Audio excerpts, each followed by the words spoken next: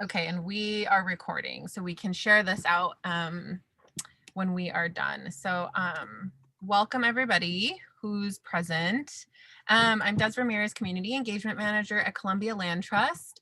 And I'm really happy to have this conversation tonight with Anissa Pemberton and Damon Motz-Storey from the Portland Clean Energy Fund. We have been talking for a couple of months and just brainstorming around a conversation around the Portland Clean Energy Fund, the coalition building that happened to make that a successful measure in Portland, and the relevancy that the Portland Clean Energy Fund has for conservationists all throughout the state. And in our city of Portland that we currently reside in. So that's a little bit about tonight. We are using Zoom webinar. And so please, everybody is on mute right now, except for the panelists. Please use the chat function to communicate. And if you want to share, we will have time for a Q&A, and I can unmute you if you use the raise hand function in Zoom. So for now, let's just use the chat. And I'm going to be sharing my screen, and we're going to share a lovely presentation. And then I think we're going to have some kind of conversation starters at the end. So again, I'm Des Ramirez. I use she, her pronouns, and I am the Community Engagement Manager at Columbia Land Trust. And we're super excited to do this webinar tonight. And let's see, I just wanted to share this screen really quick. So for those of you who aren't familiar with Columbia Land Trust, we work in Oregon and Southwest Washington, and our mission is to conserve and care for the vital lands, water, wildlife of the Columbia River region through sound science and strong relationships. You can learn more about us on our website at columbialandtrust.org or follow us on social media. So that's a little bit about our organization. And I am going to hand it off to Anissa. Thanks, Des. Hi, everyone. My name is Anissa. I use they, them pronouns, and I am the Portland Clean Energy Fund Coalition Coordinator at the Coalition of Communities of Color. So in case there's not enough coalitions in there, that means that I manage and coordinate the Portland Clean Energy Fund Coalition, and I am housed at the Coalition of Communities of Color. Most of my work is external. Yeah, I'm really excited to join you all tonight, and I'm going to pass it off to Damon Motz-Storey. Hi, everyone. My name is Damon Motz-Storey. I use they, them pronouns. I'm the Healthy Climate Program Director at Oregon Physicians for Social Responsibility, working to bring the public health voice to issues including climate change and environmental health. And we are a part of the Portland Clean Energy Fund Coalition, and in particular, the role that we play as a predominantly white environmental organization is to provide capacity to help realize and actualize the vision of frontline communities who are on the front lines of the climate crisis. Thank you. Again, I encourage attendees to please share your name, your gender pronouns that you prefer, and your favorite holiday food. In the meantime, we're going to move on. So Anissa, I am going to share the screen and get to driving the presentation. Great, thank you. Okay, so to start with the basics, the Portland Clean Energy Fund is the first ever clean energy fund for climate justice. And so today we're going to be talking about what it is, how it came to be, and what's next. And we're also going to be doing some conversation starters. So Damon, next slide, we'll walk through the agenda. And Des, just so you know, we're going to pair off, alternate every other slide. So we'll just give you the next slide cue. So awesome. Let's go to the next. Okay.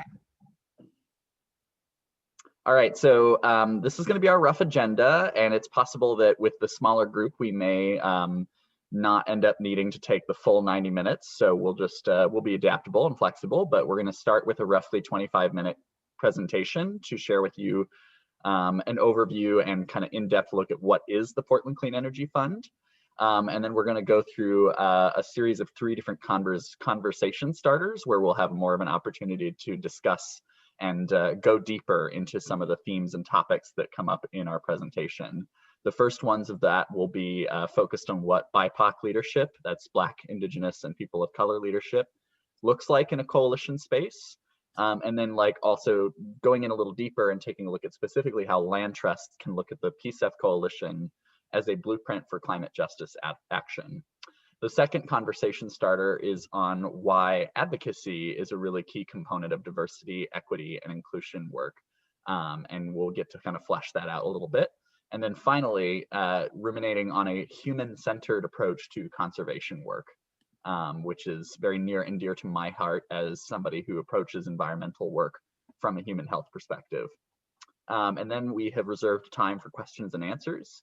And when we feel like we've given enough time to all of these different things, we'll start to wrap up, do an outro, and say goodbye.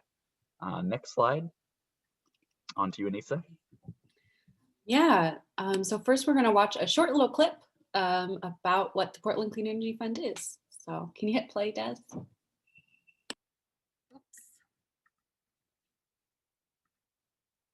The Portland Clean Energy Fund will seed hundreds of community projects that will help both lower people's energy bills as well as create living wage jobs that can allow people to stay in Portland and support their families.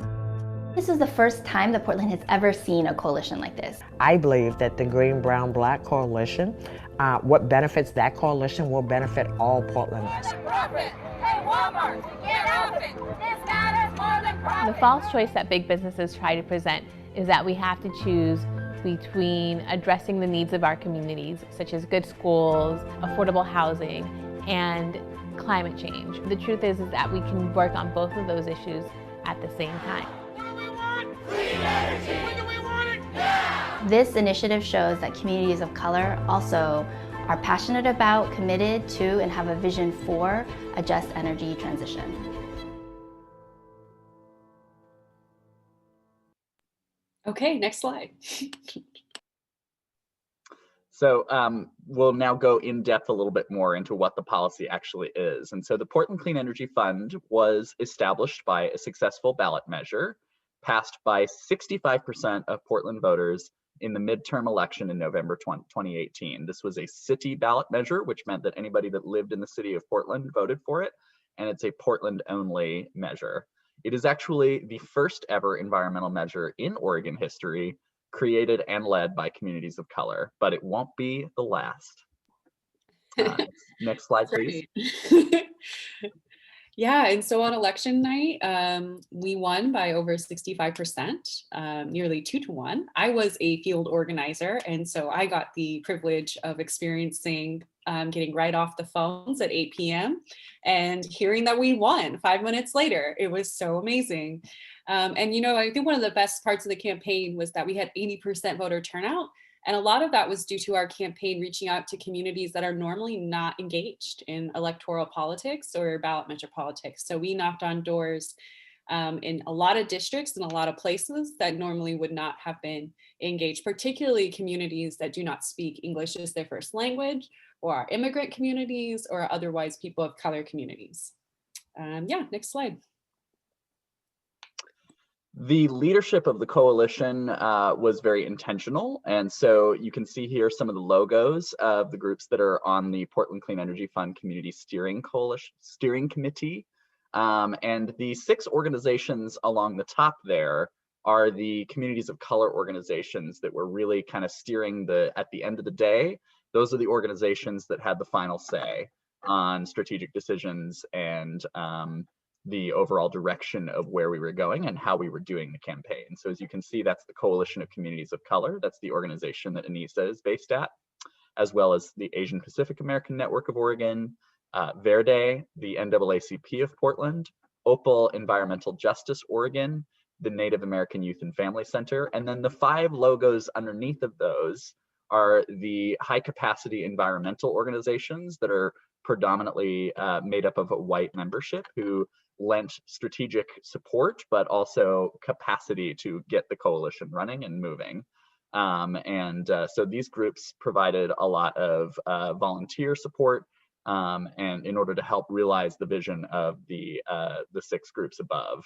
But we all worked together in a tight coordinated group over a process of many years to get the process even to the point of being able to be filed as a ballot measure.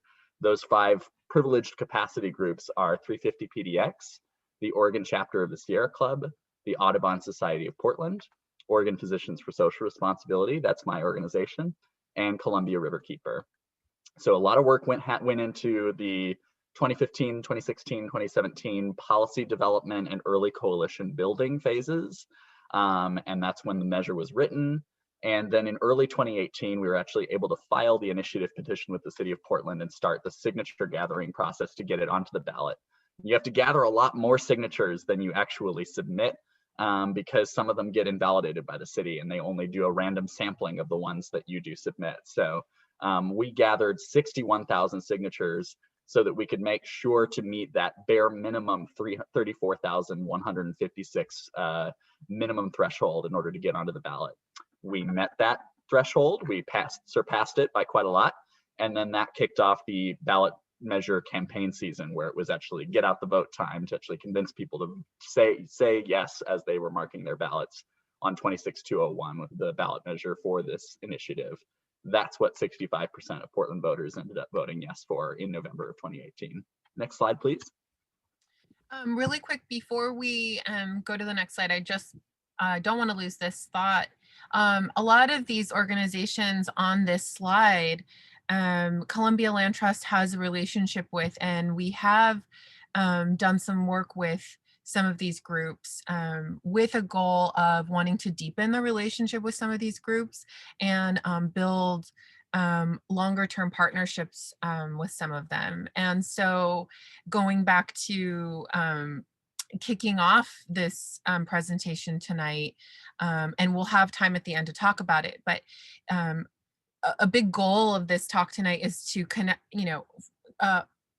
kind of examine the point of relevancy between the Portland Clean Energy Fund and the work that groups like these on this slide do and Columbia Land Trust do, and how there is an interconnectedness between how we are all fighting for the greater good and why we should be learning from each other and working together. Yeah, it definitely does. And I think this all adds up to building this new political majority. It was very exciting being a field organizer for this campaign, not only because it touched on issues that I was experiencing in real time as the young person of color in rental housing in Portland, but also because of the wide net of folks who were involved in supporting the Portland Clean Energy Fund ballot measure. And so we had affordable housing advocates in our coalition. So Hacienda CDC, PCRI, Join, Portland Tenants United. We also have a lot of businesses that supported us, mostly small businesses, and also nonprofits. So some of our fellow nonprofits, I'm thinking about, as I'm looking at this, like Living Cully, Basic Rights Oregon, but then more on the business professional and NAMAC, that is, for those who don't know, the National Association of Minority Contractors. Always have to remember each letter to the acronyms, and Hot Lips Pizza even. So we had a really wide base, and we had a lot of environmental organizations, including traditionally white dominant organizations, sign on and support us. Next slide. And one of my great joys working on the campaign was doing earned media and communications work. And so it was a delight to me to see some really widespread accolades and recognition come in from national news outlets as we were going through the actual process of passing the measure. So even though it was not a done deal at the time, there were magazines and national publications like Fast Company and The Nation who wrote really amazing pieces about the Portland Clean Energy Fund, really noting and lifting up the fact that something like this had never really been done before, but that this was an idea whose time has come. And truly, it was a glimmer of climate optimism, because in a landscape of so many climate measures that were on the ballot in 2018. Many of them did not pass, sadly. But this was one of the few climate and environmental ballot measures that was successful in that particular election. And it picked up the endorsement of a wide range of local newspapers, including El Hispanic News, Street Roots, the Portland Mercury, and the Scanner, which is the oldest Black publication in the Pacific Northwest. So very neat to see both progressive alt weeklies and culturally specific newspapers recognizing and lifting up this initiative, even as some of the mainstream newspapers were hemming and hawing and naysaying over the funding mechanism, which we'll get into later. Next slide, please. We'll get into it right now. So how is the Portland Clean Energy Fund funded? So it's funded through a 1% business license surcharge on billion-dollar corporations, retailers specifically, who do business in the city of Portland and make over $500,000.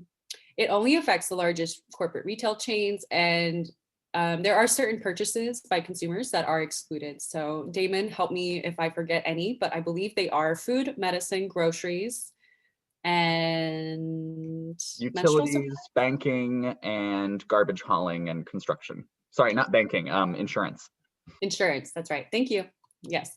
So there were certain industries that were excluded because the coalition felt like it may have a regressive effect. Next slide. All of that surcharge money collected from these different businesses, mega corporations, will then fuel approximately 44 to 61 million every single year that they can then be invested in the Portland Clean Energy Fund.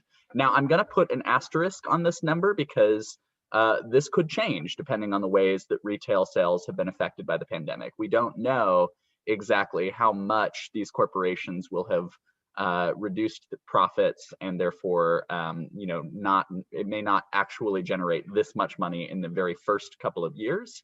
But in some ways, that's not a terrible thing because that'll allow the program to ramp up a little bit. But this was the estimate back in 2018. The way that the spending breakdown of this 44 to 61 million annual fund will happen is 40 to 60% of it will go into renewable energy and energy efficiency programs. 20 to 25% will go into job training, apprenticeships, and contractor support to build the workforce for installing clean energy and energy efficiency retrofits. And 10 to 15% will be spent on regenerative agriculture and green infrastructure. These are things like urban farms and tree canopies, native plants, and things that increase the biodiversity of the city of Portland, while also sequestering greenhouse gas emissions, cleaning up the local airshed, and making heat islands more livable in the extreme heat summers.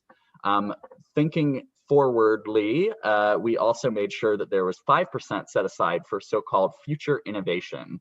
That's really exciting because basically that's an acknowledgement that we're not necessarily going to be able to decide right now what all we'll be needing to spend this money on. And there may be some kinds of projects that don't fall neatly into these other categories that still advances the social equity and environmental justice goals of the initiative, and are well worth the investments of the fund. So that's very exciting. Another important key equity component is that 20% of all of these funds must be spent on nonprofits that have a demonstrated track record of serving communities of color and low-income communities.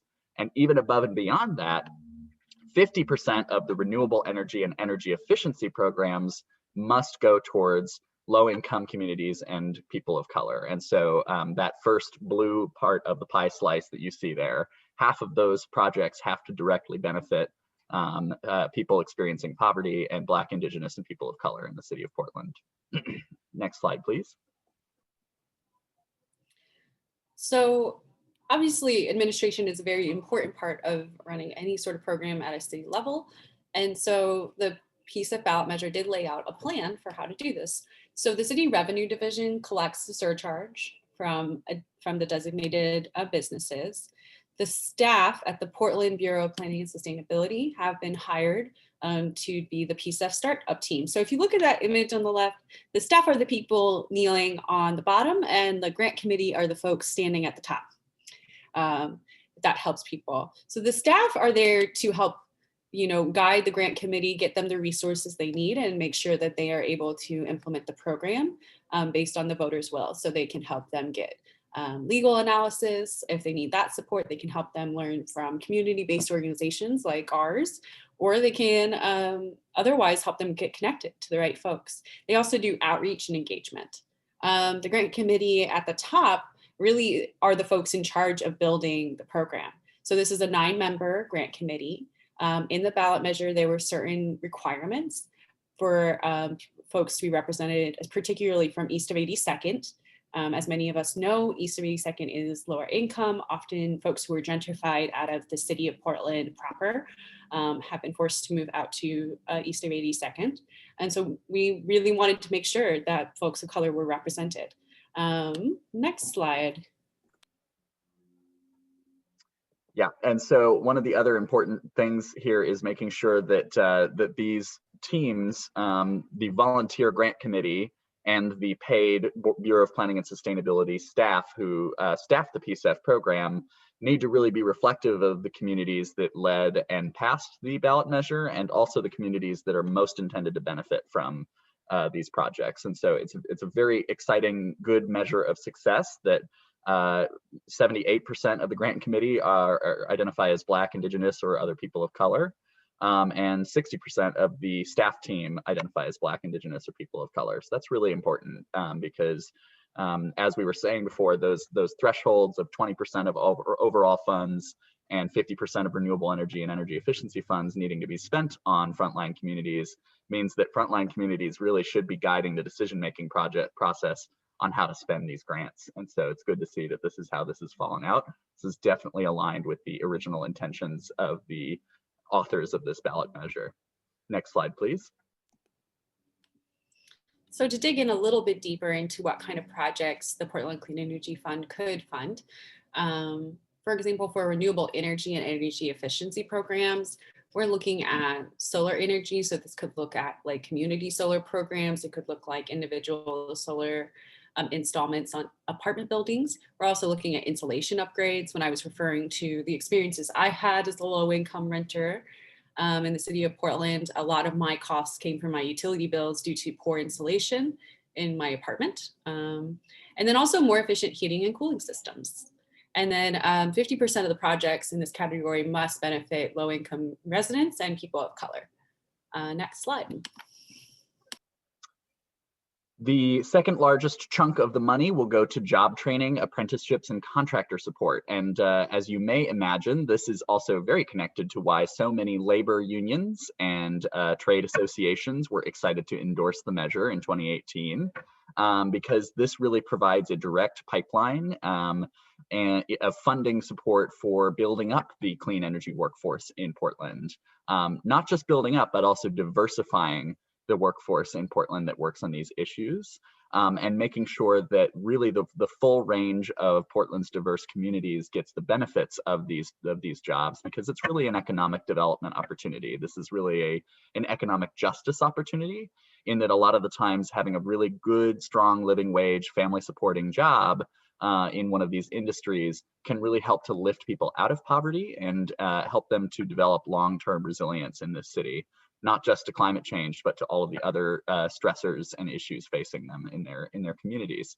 And so it's important to note that these different job training and apprenticeships programs can also include pre-apprenticeship programs. These programs can often pay people to be trained in the actual skills themselves, which is a really great model, because instead of getting people saddled with lots of debt as they get trained up in the skills in order to have these higher wage jobs, the idea is that you support them financially all the way along, so that it really is a path of upward mobility for people who are in these job training programs.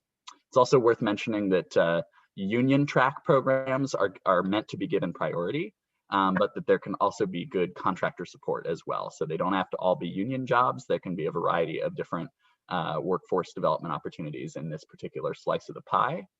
And then the other priority that the grant committee is given, and when weighing the decisions of which types of apprenticeships and job training programs to invest in, is that priority will be given to programs that uplift people of color, low-income folks, but also women and people with disabilities, and the chronically underemployed, people who have just been working at a lot of minimum wage, sort of non-career track jobs.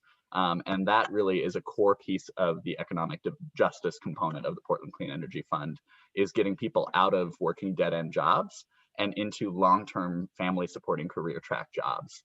Next slide, please. Yeah, and Damon was so eloquent earlier describing green infrastructure, and so I would be pretty brief knowing we have limited time today. But just to reiterate, green infrastructure investments will be in tree canopy restoration, community gardens, bioswales. The goal is to sequester greenhouse gases and promote sustainable practices, especially with a focus on communities of color who often don't have land use and other sort of resources that can really help build wealth and build resiliency. Next slide. Oh, and I think we already talked about innovation, so maybe we can skip this one and I'll just go on to the next slide. All right, so this is a great look at the timeline of what's next. So 2019 was pretty much an exercise in just patiently figuring out how do we actually build this never before done, first in the nation climate justice fund. We had to make sure to very carefully work with the city to ensure that everything was being set up according to the measure, that we were following the law and the will of the voters that had approved it, and make sure that it was really set up for success. Now that we're nearing the end of 2020, the first ever request for proposals has gone out, and about 140 different groups applied for funding for the initial cycle of PCEF grants. So we've gone through this process already this year of creating the criteria for how the grant committee will evaluate those applications. There was an extensive public comment process that our community coalition remained engaged and remained together so that we could really thoroughly help the city in getting this process right.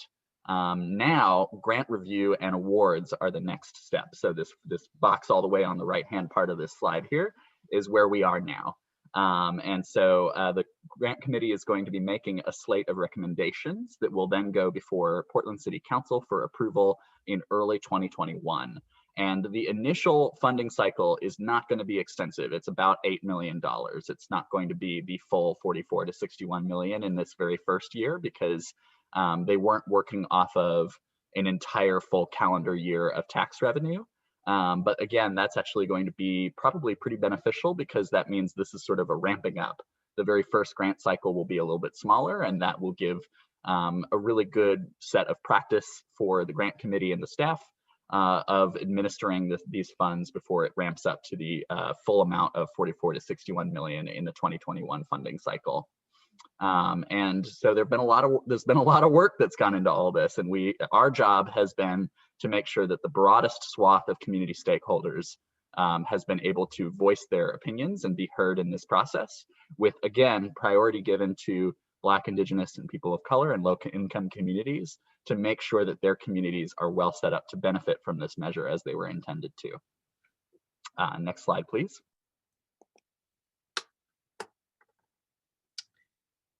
So here's where we're going to open up the space a little bit more. And I'd love to hear from you all in the chat box, or you can raise your hand.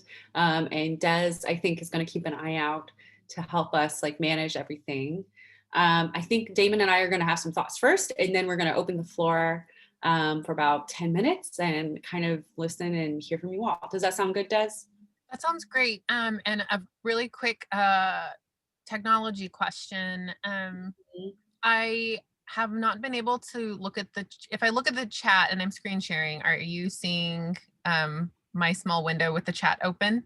I don't see it now if it's on the screen of your screen now. Okay, great. So you should be able to manage that without us being able to see it in your screen share. So, Okay. And in fact, actually, the easiest way to do this might be to just promote all of the attendees to panelists, so that we can just pretend that this is like a regular Zoom meeting. Yeah, that'd be fun. Okay, I think I can help you do that if you'd like. Okay, bear with us, everybody, for 1 minute. Just some regular Zoom things happening. So I do that in participants. Yeah, I think I think me and Damon got it. Oh, except for Wayne. Here you go, Wayne. Here they come. Welcome, everybody. Hi, everyone. Great. Okay, awesome. And everybody is muted with their videos off. So when we do open up the conversation, we'll let everybody know. And we should still use the hand raising function or type into the chat, and I'll try to address the questions in real time. Right. And I think the benefit of having it like this is that now people should be able to unmute themselves when they're ready to participate. So wonderful. Thank you so much. Yeah. So Anissa, I wonder if you would maybe kick us off here and share a few of your thoughts on this to help get the conversation flowing. Yeah. So as a coalition coordinator, I do a lot of thoughts and thinking about how can we maintain this precious, healthy space that my elders created for my community. And I think one of the primary ways I've seen BIPOC leadership look in a space is to really recognize the nuance of BIPOC leadership. You know, a lot of us, we're just not a monolith, and we bring a lot of different experiences and goals and needs to the table. And so to me, that's one thing that we can do. There is like just real expertise and resiliency in many BIPOC communities. Our communities have had to face a lot of pressures. And I've always said to people, you know, when people talk about the climate crisis, I feel like my community's been in crisis for hundreds of years. So we're pretty well prepared to deal with a crisis. And I think that we are able to, in a space where there is, you know, welcome, open, and meaningful dialogue about our differences, we are able to really create something very beautiful. And I see this happening in multiracial spaces everywhere. I think the other interesting thing about BIPOC leadership is because we're not a monolith, it does look specific to uplift different types of folks. So in terms of how do we make sure that Black voices are being heard, and how do we make sure that Indigenous voices are being heard, I think it's really important to really think about how do we lift them up, how do we make space for them, and how do we respond culturally to the differences among our communities. So Damon, what do you think? Well, I think that was yes to all that you just said. I think that's marvelous. You know, I think one of the things that I think about is why Portland and why in this way, right? And one of the things that I think about, one of the things that makes me so proud to have been able to support this effort is that I came to Portland in 2016, a transplant from Colorado, and had very little understanding of the racist history of this city, particularly. I mean, America has a kind of a settler colonial history. It's a problem everywhere, right? You know, anti-Blackness that's stemming from slavery into Jim Crow, into the ongoing racial injustice that our country is experiencing to this day. But then Portland in particular had some of the worst redlining of any city in the United States, and was a Black exclusion state for so much of its history. And so I have also been doing some looking into heat island disparities in different US cities. And I was shocked to find that Portland is actually #1 in United States cities for the discrepancy between average middle income neighborhoods and neighborhoods that used to be redlined. Portland has the largest heat discrepancy between those different kinds of neighborhoods of any city in the country. So let me break that down a little bit further. Basically what that means is that these redlined neighborhoods that were traditionally Black neighborhoods, where Black people were shut out of home ownership due to racist practices, experience temperatures up to 10 degrees hotter than average leafy green neighborhoods that didn't experience that, that were not traditionally Black neighborhoods in Portland. And that discrepancy is wider in Portland than any other US city. And so to me, that is one of the most intense impacts, health impacts of climate change. And to see the ways that that's inequitably falling on our city is really striking, especially because I moved into a nice leafy green wooded neighborhood that was very cool in the summertime and never had to deal with that here. And so I think it's a really good illustration of like, why we really need these tree canopy projects in that green infrastructure funding category, and also B, why we need to have a really targeted approach for where these community benefits go, because not all of our city is experiencing the same economic prosperity that that so many of us have experienced, from the surge of the tech industry in Portland to all sorts of different other wealth building patterns. And so to me, this feels like a really important piece of racial justice work, and that for white people like myself, it's really important for us to advance these kinds of initiatives and make sure that they're successful. So I feel like that's why the BIPOC leadership in this coalition space has been so essential, and why I've been so excited to lend my capacity to help support that. That's so awesome. Yeah. So wonderful to hear from both of you on that. And I know, really quick, oh, go ahead. oh yeah, I just noticed while Damon was talking, and I was also just thinking about yeah, just what a great ally Damon is in so many spaces. But I noticed Glenn said that being interested in creating a statewide coalition for climate action, and I think that is definitely the next step for the climate movement. I think we all are very interested in building that. Yeah, and also again, I think if you want to, is this a good time to invite folks to share out loud if they'd like? Yeah, we can open it up for attendees if you'd like to chime in or ask questions or speak to this conversation starter. This is a good time. You all have the ability to unmute yourselves and turn your video on if you'd like. We adjusted a setting. While we wait to see if anybody wants to, oh, sorry, go ahead, Dan, I saw you.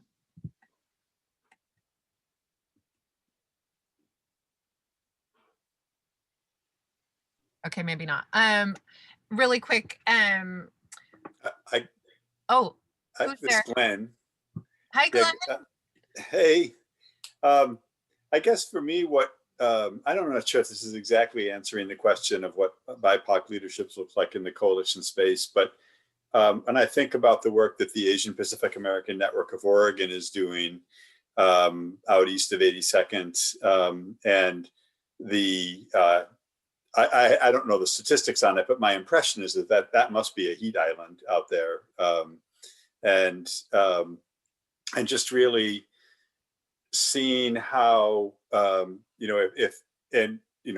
of my interactions with Apano, that I sort of just stepped in from a perspective of, well, let's create a park space, and if it was sort of a traditional land trust model, it would have been just sort of, well, let's go buy some land and make a park. And what BIPOC leadership, what Apano's leadership looked like in that space was a lot more around, well, what's the interrelationship between what that park would do to displace people and in terms of elevating property values. And so the need, so BIPOC leadership to me in that whole area looked a lot, it immediately went to the complexity of a lot and the interrelationships of a lot of these issues, rather than just the sort of simple, make a 5-acre park and there we fixed it. It was a lot more, I think, realistic. And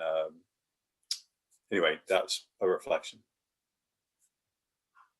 Yeah, that's a great reflection, Glenn. And yeah, I think that really does nail like part of what I was trying to get at too. It's just like there's so many intersecting issues that our communities are facing, and no community is the same, and no community has exactly the same issues or the same experiences.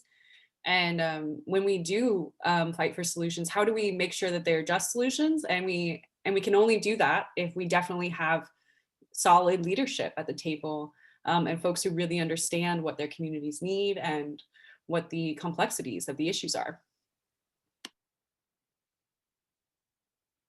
Anyone else want to share? Well, let me say this. I don't live in Portland, and I recently went to a Columbia Land Trust site where they had sandhill cranes, and then I discovered in looking at your site that you were involved with this energy fund, and I said, well, what is this? I mean, this sounds rather interesting. this mixing of these different focal groups. And I mean, I live in Southeast. I have a Portland address, but I actually live in Oak Grove near Milwaukee. And I'm very active in a green team in my community. I happen to live in a community retirement community where there's over 500 people. Many of them, about 350, are pretty active in a variety of issues. Some land use issues, which have been productive with the county.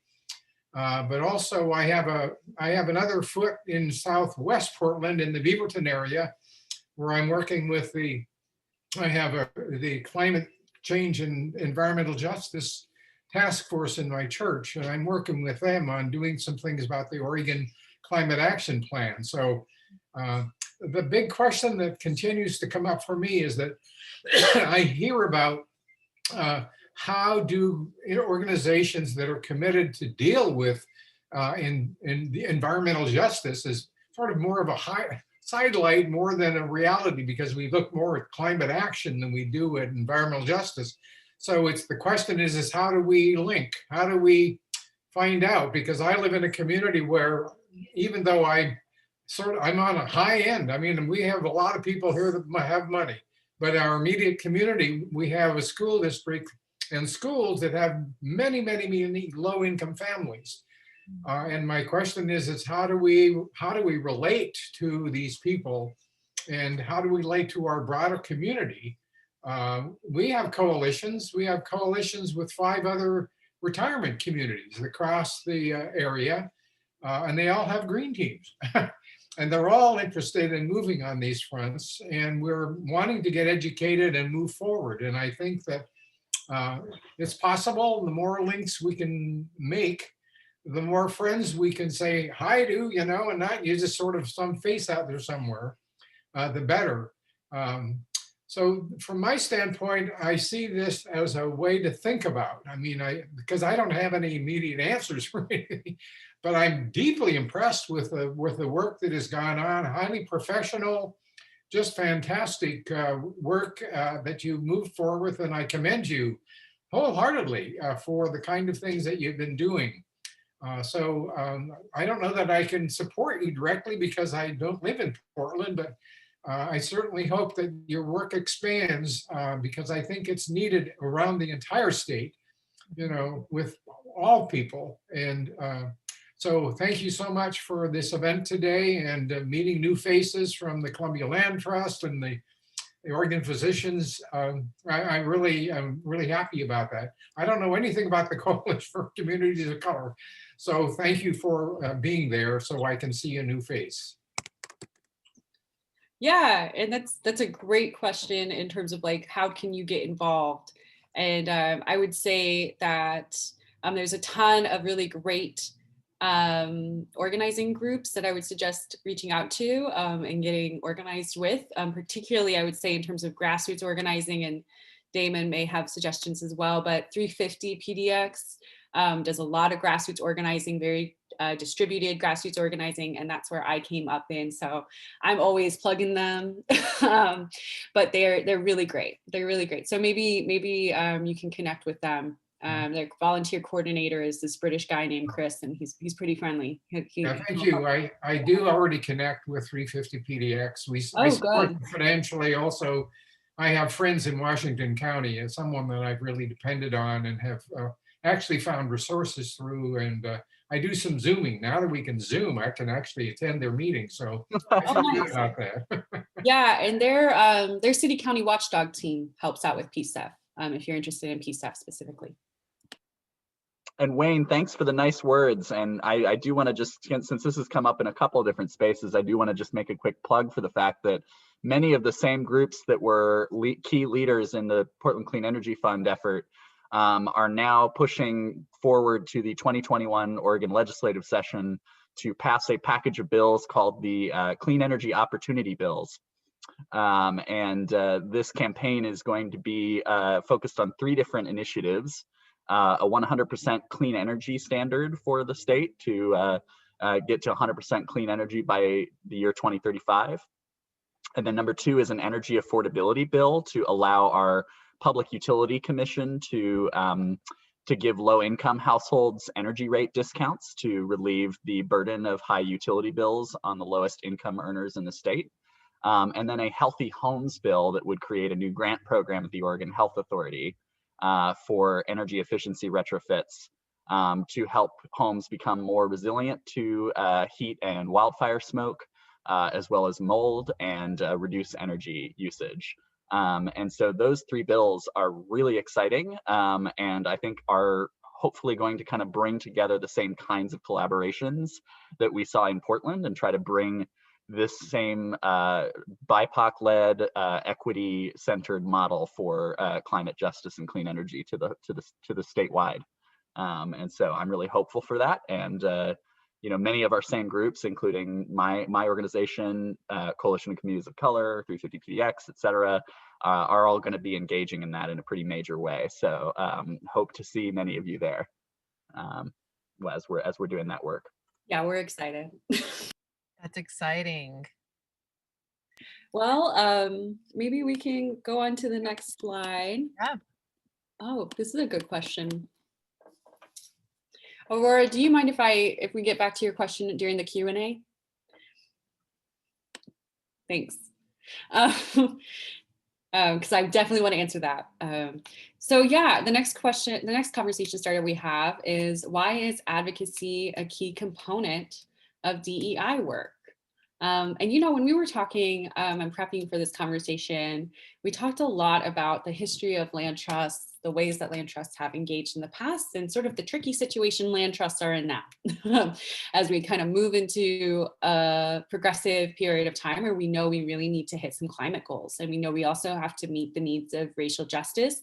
We really need to address the systems of oppression in our communities. And so, as I was thinking about why is advocacy part of DEI work and part of the puzzle for land trusts to kind of figure out in terms of their DEI work, I was thinking a lot about how the only way that we're really going to achieve equity is to change the political landscape, is to change what is normal, what is acceptable, what is centered, and what is seen as possible.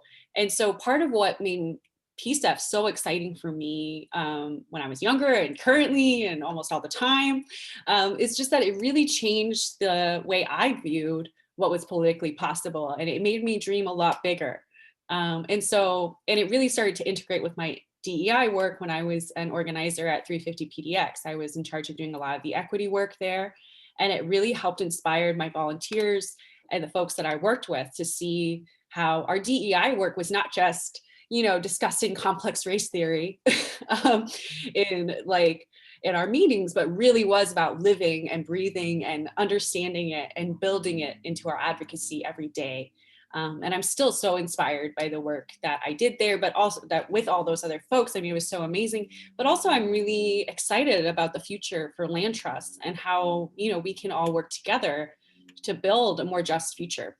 And so with that, I'll pass it off to Damon. That was a beautiful way to start this particular subject. And I really approach advocacy from using the model of public health. I believe that because we are public health advocates at Physicians for Social Responsibility, it makes a lot of sense to be working on this issue from an advocacy perspective and not just an education perspective, because education is super critical and important. But at the end of the day, you actually have to push for some things to structurally change in order to improve public health outcomes. It's kind of the difference between, clinical healthcare is making sure to pull apart and address the triage, the on the ground health needs, but then public health addresses those upstream issues and helps to change and move the needle on the overall broader dynamics that are they're impacting everyone's health and well-being. For me, this really was driven home by my own mom's diagnosis of multiple sclerosis. And she ended up having to quit her job because her symptoms were so triggered by intense extreme heat in the summer times that just kept getting worse and worse and worse every single summer, that she had to quit her life's passion because of it. She's financially stable and one of the lucky ones in that kind of a way. but really recognizing how many people have been impacted inequitably by climate change in the same way that people have been impacted inequitably by the COVID-19 pandemic really demands these kind of broader upstream solutions that only advocacy can bring. So that's really the approach that I take on that. It's trying to move the needle on the environmental conditions so that we have the best chance we can to thrive and survive. Thank you. If anybody has any questions, again, feel free to put them into the chat or unmute yourself and you can share. I'd love to ask a question. This is Glenn again. Yes. I've been hearing more and more, and I just listened to I don't know if you all listened to the How to Save a Planet podcast about taking climate action. And in one of their episodes, they made the point that as long as climate action is a party issue, as long as the Democrats are for taking climate action and the Republicans are against it, that we're not really going to make the sustained progress that we need to, because we're going to just, if elections go back and forth, then we'll go from taking action to not taking action. And I'm just kind of curious. I see some tension between trying to build out a sort of center coalition, and I know for land trust, we're tending to work in a way that's not Republican or Democrat, but it's trying to focus on the thing we're trying to accomplish. And anyway, I'm not exactly sure what my question is, but I'm just curious if you see there's the possibility to pursue kind of a Green New Deal, which I think of as addressing economics, equity, and climate in a way that brings some Republicans and makes it more of a centrist issue, rather than just sort of we're going to work with the Democratic side. And I don't know if you have thoughts about that. Yeah, I have a lot of thoughts. So everyone's probably like, Anissa's ready to go. Yeah, so my first thought is I want to highlight the work of some of our colleagues down in Southern Oregon, Road Climate. They work on resisting the Jordan Cove pipeline, and they've done amazing organizing work, cross-party, cross-issue, with Republicans, with Trump supporters, with people you would not necessarily expect to see in a fossil fuel pipeline fight. But they share interests because they're landowners, because they want to retain their land, and they want to have healthy homes and a healthy life. And so it's really interesting to me. That's a really interesting example to me of a group that seems so progressive and lefty on the outside, but actually does really amazing cross-movement organizing that is not tied to party politics. My second thought is one of my favorite things about the Portland Clean Energy Fund is there are not many things that my folks and I agree on. Well, I should caveat that. My folks and I have a lot of shared values. I always joke that I was raised a progressive by conservative parents, because we're all very community-based. We all very much care about the people in our lives, and we all really believe in local solutions to issues. And so as I've gotten older and I've gotten more into advocacy, it was amazing to see my parents, and they still tell me how exciting this work is and how it's completely different than anything they've ever seen. And it really makes them feel like the things they see happening in their communities could be addressed. Because where I grew up in rural Illinois, we are facing a really terrible outcome because of climate, and it is becoming impossible for farmers, for local folks to ignore the impacts of climate change. It's impossible to ignore the fact we don't have the same crops we do. It's impossible to ignore the fact that we've lost a lot of manufacturing jobs over the last 20 years.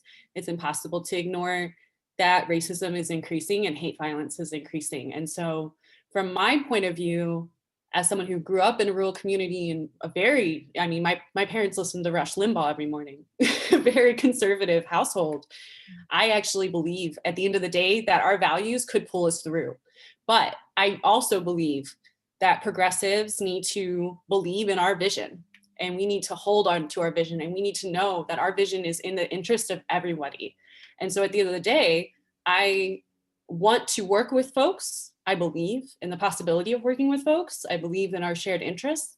And I'm also not interested in compromising anymore, or letting go of my values or letting go of my interests. And I worry about that with the Democratic Party sometimes. I do worry about centrist Democrats giving too much to the point that we can't even really have a real fight. We're not even fighting for what we want, let alone what we need. And so I really believe that by movement building, by training, educating, and building people up, that we will have a cross movement action on climate. But it's going to take a lot of work. It's going to take a lot of patience. It's going to take people seeing past the surface level politics that we all get caught up in of who do you support? Why do you support them? Into the deeper things of, hey, you want food on your table, right?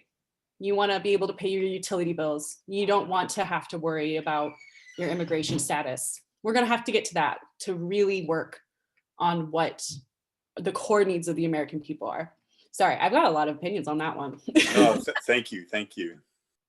And there's really a lot of reasons to be optimistic too. The energy affordability bill that I was talking about that would allow for energy rate discounts to low-income households. The chief sponsor of that, Verde, which is one of the leaders of the Portland Clean Energy Fund Coalition, actually tried to pass that bill in the 2020 legislative session in Oregon and got 10 Republican votes for it in the House. And one of the floor sponsors was a Republican from the Redmond area east of the Cascades who had a lot of constituents who were having a really hard time struggling to keep up with their energy bills. Many of whom lived in substandard housing that was really expensive to heat because there's just it was not well insulated and efficient. And so I think there really is a lot of common ground to be found. It's just very challenging when there's a lot of muddling that has happened. Interestingly enough, you know, what I've been hearing and finding is that if we call our policies a Green New Deal, that's going to cause people to turn away and have a lot of negative associations with the policy. But if we actually just talk about what a Green New Deal entails without actually saying the words Green New Deal, that brings a lot of people on board and a lot of folks from across different party lines on board. By the way, the only reason that bill didn't end up becoming law is ironically because the cap and trade walkout prevented it from receiving a vote on the Senate floor, but it actually had bipartisan support on the Senate side of the legislature in Oregon as well. So we're cautiously optimistic that we should be able to rekindle some of that magic in 2021. Yeah, I really believe progressive policies are popular. I really do. I don't think they're always well understood. I think we need to do a better job communicating it. And thank God for people like Damon, who are the comms people who help us translate it into things that people really connect with. Yeah, I was just gonna say, after listening to Damon share, I think a lot of this work is examining the language that we use around this type of work and being willing to just sort of deconstruct and reconstruct, or just listen really carefully to see where the communication, like the breakdown happens when you're not hearing one another, and like figuring out ways to move through that with really big issues where you do, you know, really want the same thing. It's just that there comes a moment where you stop hearing one another. So I think a re-examining of language is really key in, you know, this type of work that we're doing. Should I move us on to the next slide? Yeah, I think Aurora just raised her hand. Oh, okay, great. Aurora. Hi there. Great conversation. Thank you for having this. And I was just thinking the same thing, that I think the languaging is a really huge issue. You know, I ran a ballot measure in Hood River County, and just knocking on the doors, I had really hard turf and was knocking on the doors of, you know, actually a lot of Republicans in the neighborhood. But when I was talking about weather, or if you talk about heat and you don't use politically charged language, I think you can just you could just make a connection much easier and kind of engage in people's humanity. And then that way you don't look at people according to their political affiliation. Thank you, Aurora, and thanks for joining us tonight. Yeah, amen to that. Yeah, it reminds me of my dad and I always talk about small c capitalism. We've agreed that we like small c capitalism.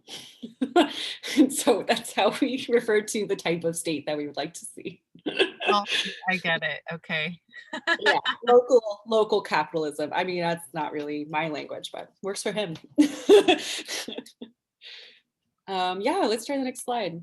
Actually, this one I would love to hear from you all about too, because at the Coalition of Communities of Color, my role is so focused on advocacy and is so focused on climate, and conservation is a relatively new subject for me. So I'd love to hear from you all. What do you think is a human-centered approach to conservation, and what do you think it looks like?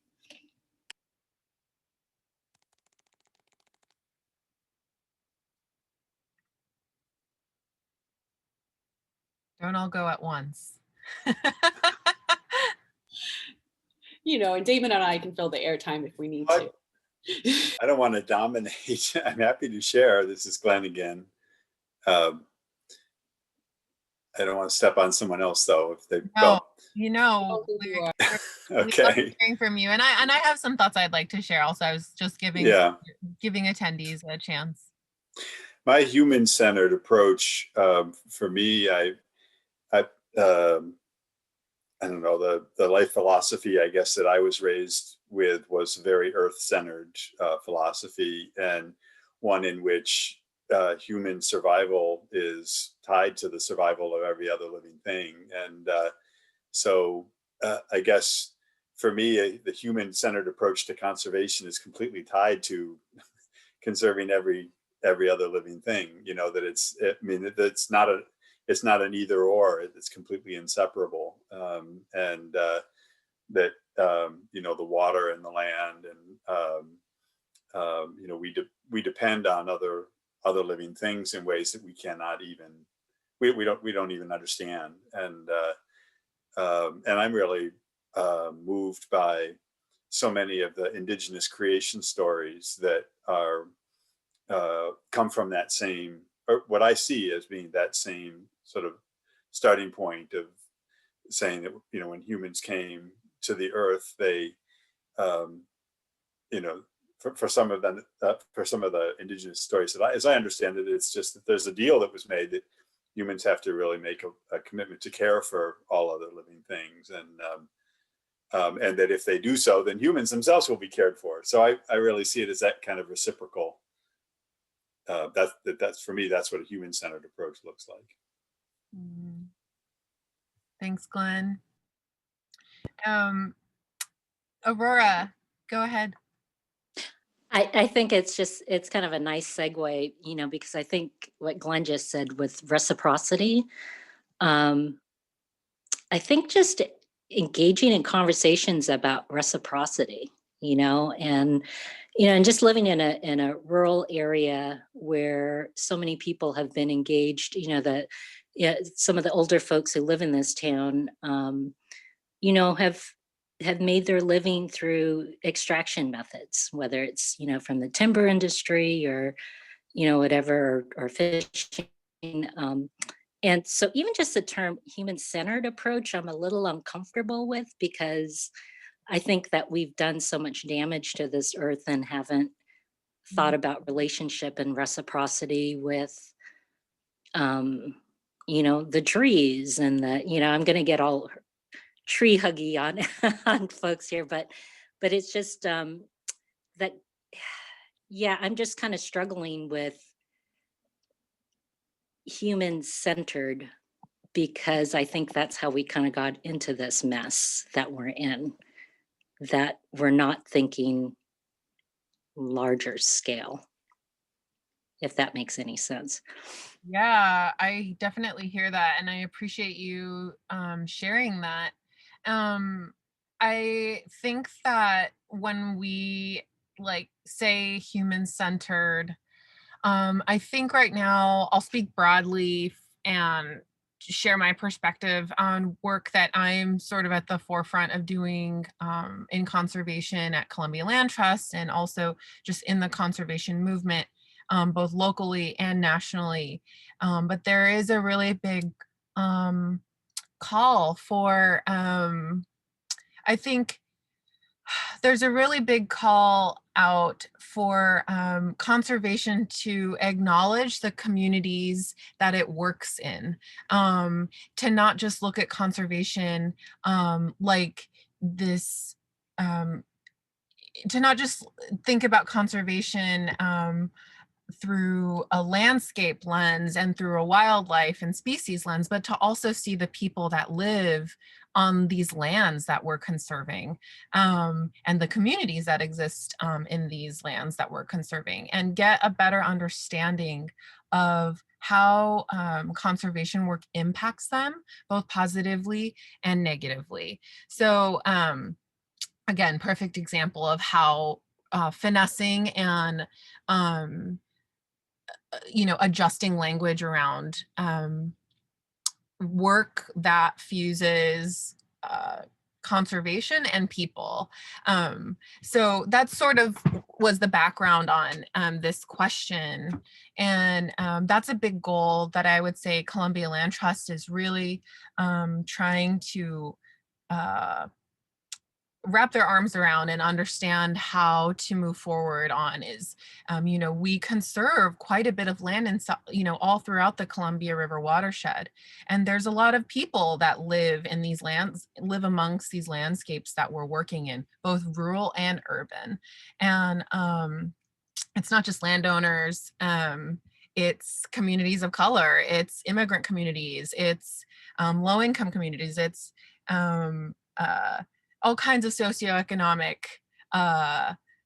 ranges in these landscapes that we're working in. And so we just want to, I think, in order to really do conservation in the best way that we can't ignore people and just focus on birds or the river or the forest. We have to see everybody. We have to see everything that's there. And that's sort of, I think, why we want to ask this question. Yeah. And what I was thinking about when you were talking, Aurora, is one, like, I totally understand where you're coming from. And two, I was thinking about like which humans are centered though, because I don't feel like being a Latinx person from a rural area, I was ever really centered in the ecology or in the considerations. I remember being a kid and not understanding why I had asthma because I was working out, I was healthy. Why did I have asthma? And every kid I was friends with had asthma. And we were all like small Latinx kids. All of us had asthma, and it ended up being from the manufacturing plant. And so to me, it's also about, when we're talking about who we're centering, we're talking about, really like which humans have been centered. And I feel like in the past, there's been just a system that has placed, land owning white folks at the leadership of a lot of these spaces. And it feels hard because as someone who's a person of color and experiencing a lot of these consequences, still having a lot of lung issues and a lot of issues from my childhood, health issues, I think a lot about like, what would it look like if I had been considered in those choices, and and in terms of land trust specifically, what does it look like for us to consider the people who are the most impacted by climate change, by environmental injustice, and make sure that they are being addressed in the policies that are being made and that they're being accounted for. Yeah. Can I just offer up, and Damon, you've referenced stuff to the article about the Snake River dams, and it seems like relative to what Anissa, you were just saying. And when I think about the Northwest, particularly, where we are centered, I just keep thinking of Indigenous communities most strongly, because I feel like, we're not a city like Baltimore or, that has coal burning powered plants, immediately adjacent to, we don't have any coal burning power plants in the Northwest. but we do have, so much reliance on alternative energy that has been very impactful to our indigenous communities. And then to even right now, I know some of the tribal folks that I've been talking to, I'm hearing that even in some of the strategies to try to continue to move us towards alternative energy, we're now looking at solar installations that are across some of their traditional root gathering grounds, and additional hydro facilities that are, and this the same. So anyway, I partly mentioned that it's a little bit off the question of a human-centered approach to conservation, but partly responding, Damon, to your posting of that article. And just, it feels like if we're really going to talk about just climate action in the Northwest, the indigenous community is just really bearing the brunt. Mhm. Yeah, absolutely. I have something I want to say, but I see Dan's got a hand up, so I want to, if we can go to Dan first, maybe. Thanks, Damon. Why don't you respond to that, and then I'll, because I wanted to circle back to something Anissa had said. So, go ahead. Okay, sounds good. Well, yeah, I love this conversation, by the way. This is like super interesting, and I'm loving this. Yeah, I mean, that has been one of the conversations around, like, in developing a 100% clean energy standard for the state of Oregon. Defining what clean energy is and what we mean by that is like a really big conversation, because it's not just about saying no fossil fuels. Because what about the ways in which dams are impacting the health of our rivers and the health of salmon? And salmon are really another keystone species, in that so much of an ecosystem, including human beings, are so dependent upon the health of our rivers and the health of our fish. And so can we really call large hydroelectric dams with no fish ladders clean energy? I don't think so, and so it's a hard question. And these are the kinds of like debates that are playing out all over the country, all over the world. And like in 2021, it's going to be a big debate here in Oregon. Similarly, biomass, like, can we take like waste products from the timber industry and burn them in small quantities to as a heating source, or as a small source of electricity generation, and call that clean? Well, it emits a lot of pollution, but it's also using a waste product, but that could incentivize more logging. So there's a lot of like big conversations like this that are playing out. And one of the reasons I posted this article in the chat just now is because for me, it really helps to kind of like break down this question of human-centered approaches to conservation. And I sort of feel like our human self-centeredness is what has allowed us to create a sort of extractive relationship to the natural land, but that is actually going to come back to get us. It's actually ultimately not a human-centered approach to treat the land as disposable and to treat resources as extractable and burnable, because that is actually harming our health and well-being, and it's not sustainable, right? And that climate change is sort of the ultimate repudiation of our human centrism when it comes to our relationship to the natural world. And to me, that then means that the actually human-centered approach to conservation is restoring those keystone species and doing this conservation work with the very like front of brain acknowledgement and like centeredness on the fact that our human well-being and health is dependent upon these ecosystems working the way that they have worked since time immemorial. And also like the huge gift of remembering that, oh yeah, indigenous communities already figured this out. We don't have to reinvent the wheel.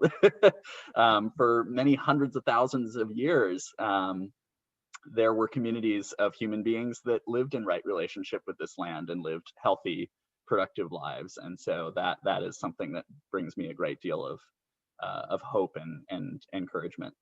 Mm.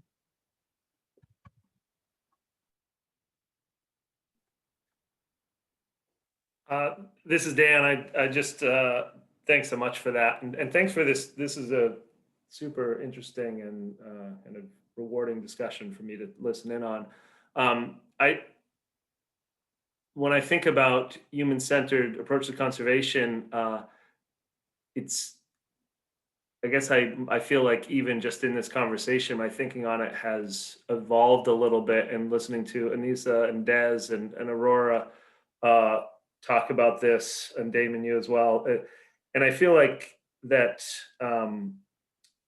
there's a tendency in the conservation movement to talk about the importance of conserving wildlife and not understanding that that is also a human-centered approach to conservation, but it's an approach that is by default, supporting people who already have access to nature, who already have access and understanding and education to,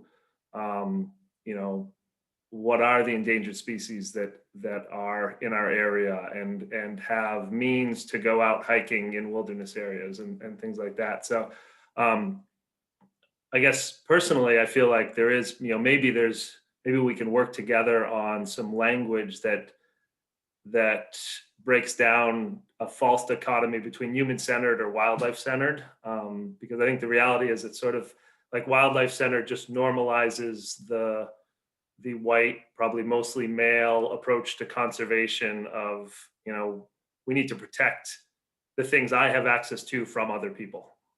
And I think that's what we're trying to get at. So thank you for this conversation and for leading in this work. Thanks, Dan. Yeah, very, very well said. Hello? Yes, we can hear you, Aurora. Okay, for some reason I can't see the screen and I can't hit like the raise my hand. I apologize if I'm being rude here. I totally appreciate this, and I just I can't remember who was talking about. I think with the indigenous people, have really figured out, I think just the word reciprocity keeps coming back up. And I'm just thinking of the Fisher people in my town to and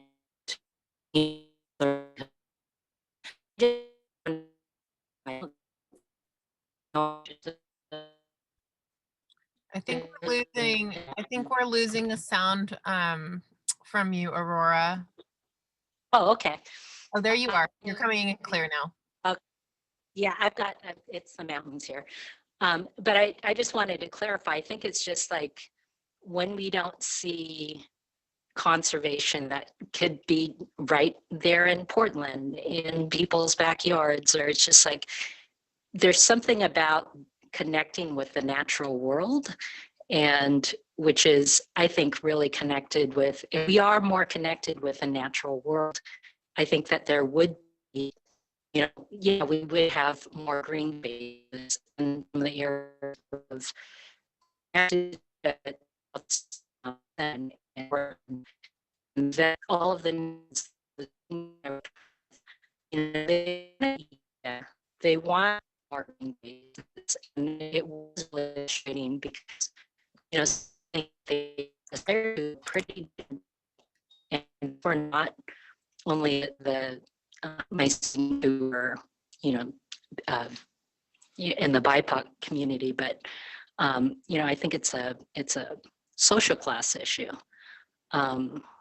So I guess I'm kind of going all over the place. I mean, right now I'm in a rural area, but it just gets into this larger philosophical issue for me about, like, in terms of for conservation, that conservation doesn't, I'm just trying to form this in my head here, but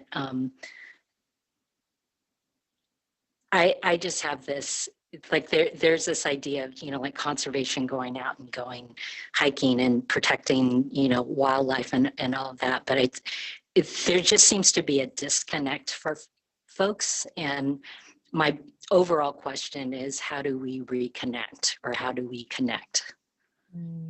If that makes any sense. It does to me. Yeah, it does to me too. We definitely lost you for a little bit, but we caught the question, and I would just to answer you. I have an answer for you, and I open it up to Anissa or Damon if they have thoughts. But I think that for a lot of conservationists that I work alongside, and I've been doing this work for the last 2 years. I was new to conservation. I had a media background and a community leading background. And I showed up to conservation because I liked recreating. And I didn't see a lot of myself in outdoor recreating, and I wanted to change that. And that sort of led me to doing land conservation. It was this really sort of very, it was just I guess it was fate for me to end up here. But the reason I give you that backstory is to say that it's taking me time to feel emotionally compelled to want to conserve land. And a lot of conservationists, seasoned conservationists that I work with, that I work alongside, they feel emotional about conserving land already. They have been, and they had opportunity throughout their life to build that relationship with land, with nature, with the environment that they, that, you know, that they were so compelled by that they built a career in it. And so I'm getting there. It's happening, but it's taking time. And I think that in order to answer your question, it's like, how do we connect the two more? How do we connect people? And maybe I'm, if I misword this, please feel free to correct me, but it's like, how do we connect more people to wanting to do conservation?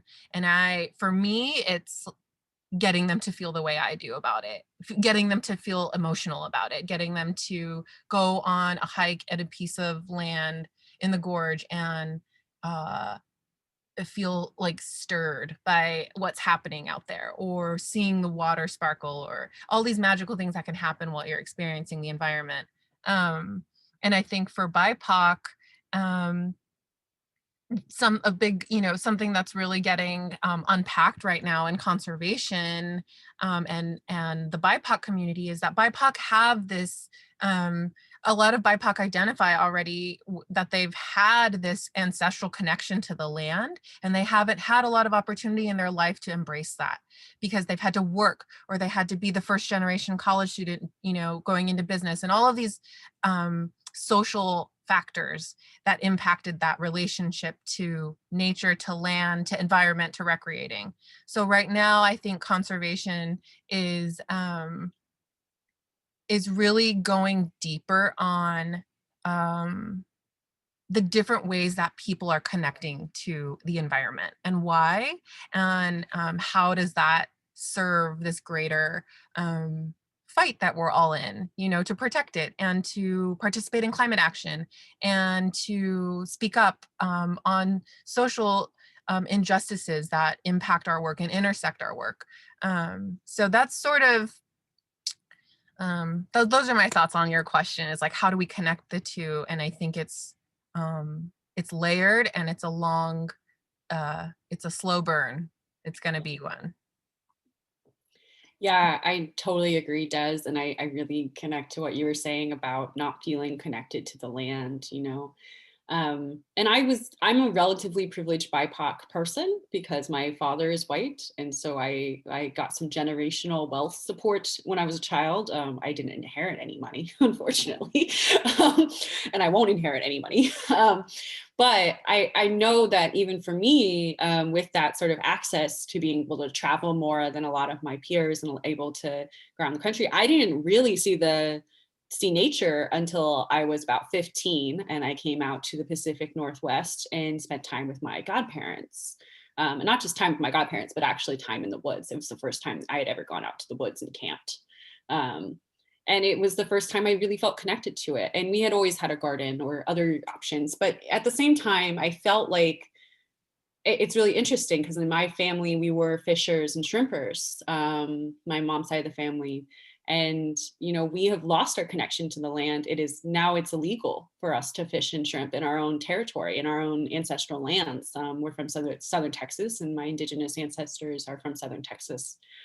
And so it's really sad because we have lost that right. Unfortunately, partly because of conservationists, actually, because there was a lady who came down and said, all the fishing nets have to have holes in them for the turtles. And because of that, my family small boat lost all of our income. And then the only people that were allowed to fish were big shrimpers, who were actually the people causing a lot of the conservation issues. So all to say, I do think this has a really big impact because it ends up missing some of the story if we don't think about how are humans intersecting with the land, and who is treating the land well and who isn't. So for me, when I think about land and my reconnection with it, it becomes really personal so quickly.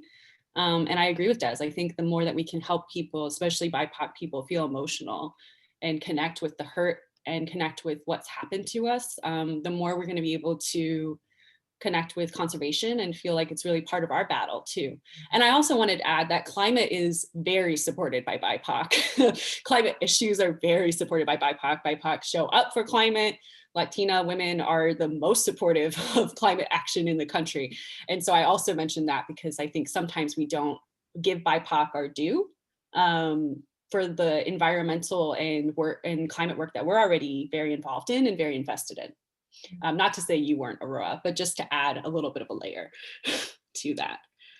Well, and going back to our original topic of BIPOC leadership, I mean, this is why BIPOC must be well represented in decision-making spaces and not tokenized, right? Like not just one seat at the table, but like a lot of seats at the table need to be BIPOC, because otherwise, how are you going to get the rich perspectives that you need in order to ensure that things like that story of the nets, for your ancestors doesn't happen, right? And I think that's part of what makes me so excited for this next legislative push, is that like we're actually going to have tribal leaders, talking about how do we make sure that we're not harming the process of advocating for dam removals in key spaces while also transitioning off of fossil fuels, right? How do we not increase our dependence upon and reliance on destructive hydroelectricity while also transitioning off of fossil fuels? So as an example. Glenn put another little comment in there that people can look at, and I'm going to transition us to closing. We're almost out of time. This has been such a great conversation. I'm really happy we're recording it, and we will make it available to share with more Columbia Land Trust folks and audience people that couldn't make it tonight. Yeah, can you go to the last slide, Des, just so I can show everybody? I know, Aurora, you asked me a really good question and I did not make space for it, even though I told you I would. So on the last slide, next slide. Okay, next slide.